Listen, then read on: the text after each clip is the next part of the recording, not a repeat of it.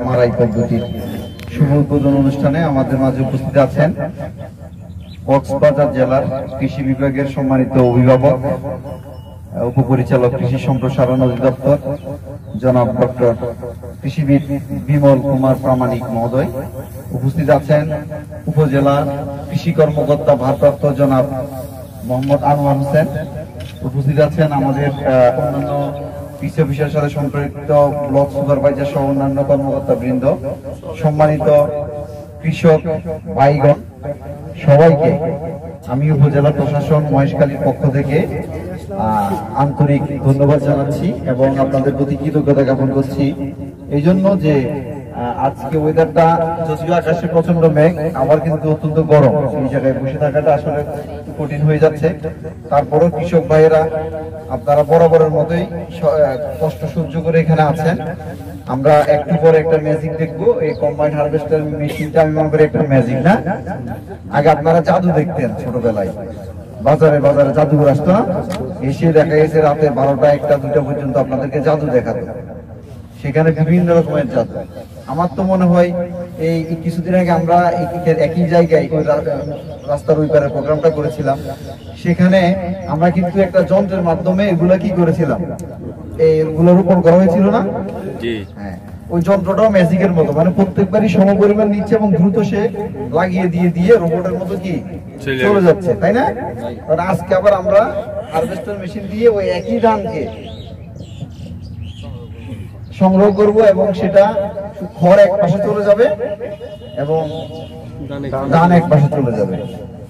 তো কৃষির ক্ষেত্রে এখন আপনারা বলতে পারেন যে এত যান্ত্রিকীকরণ কেন? এত যান্ত্রিকীকরণের পেছনে একটাই উদ্দেশ্য, সেটা হচ্ছে আমাদের মতো সারা পৃথিবীতে কৃষি জমির পরিমাণ কি হচ্ছে, কমে যাচ্ছে। কারণ আপনি নিজেই চিন্তা করেন, আগে এক সময় আপনারা সব ভাই বোন মিলে একই ঘরের নিচে থাকতেন, এখন 6 ভাই হলে 6 জন 6টা ঘর বানাইছে ওই জায়গার মধ্যে, বানিয়েছে না? বানিয়েছে। তো তাহলে কৃষি জমি বেড়েছে না কমেছে? কমে গেছে না? এখন তাহলে আমাদের কি করতে হবে? যে জমি আছে সেই জমিতে আগের 2 গুণ বা 3 গুণ কি করতে হবে?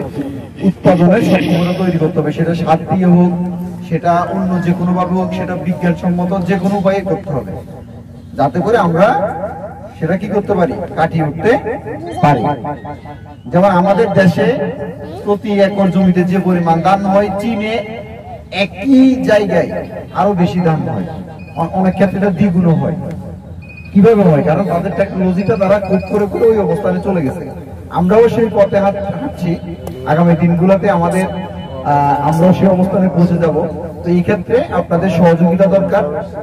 আপনারা শুধু আপনাদেরকে সরকার শিখিয়ে দিবে, এরপর বাকি কাজটুকু কিন্তু আপনাদেরকেই করা লাগবে এবং এর মাধ্যমে আপনারা লাভবান হবেন। আপনাদের শ্রমিক খরচ অনেক কমবে। আজকাল মহেশখালীতে তো শ্রমিকই পাওয়া যায় না, কোন শ্রমিক নাই। আপনার এই যে ইটের কাজ বলেন, মাটির কাজ বলেন, বালুর কাজ বলেন, গাছ কাটার জন্য শ্রমিক নাই। সবাই যার লবণে মাঠে কাজ করে, আপনি নর্মাল শ্রমিক পাবেন না। তো সেক্ষেত্রে আমার যারা কৃষক আছেন তারা যদি এই প্রযুক্তি ব্যবহার করেন, আপনাদের কৃষিতে যে খরচ, সে খরচটা পর্যায়ক্রমে আরো কমে আসবে এবং আপনাদের কৃষিটা এবং ধান চাষটা আরো লাভজনক হবে। আমি আপনাদের সবাইকে ধন্যবাদ জানাই। আমাদের পরিচালক মহোদয় অত্যন্ত কষ্ট করে কক্সবাজার থেকে এসেছেন নদীপথে, ওনাকে ধন্যবাদ এবং কৃতজ্ঞতা জানাচ্ছি। এবং উনি আপনাদেরকে বেশ ভালো কিছু গাইডলাইন দিয়েছেন। আমি আশা করি সেই গাইডলাইন আপনারা বাস্তবায়ন করবেন। আমাদের কৃষি অফিসার অত্যন্ত ইয়াং, একদম বয়সে তরুণ এবং অত্যন্ত দৌড়াদৌড়ির উপর থাকে সারাদিন।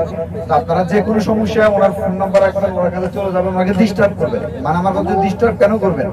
আপনার দেশের সাথে, কৃষির সাথে, ঠিক আছে? উনি আশা করি বিরক্ত হবেন না এবং আমি মনে করি যেখানেই কৃষক সেখানে কৃষি অফিসার বা আমরা সবাই ছুটে যাবো। তো সবাইকে ধন্যবাদ। আসসালামু আলাইকুম।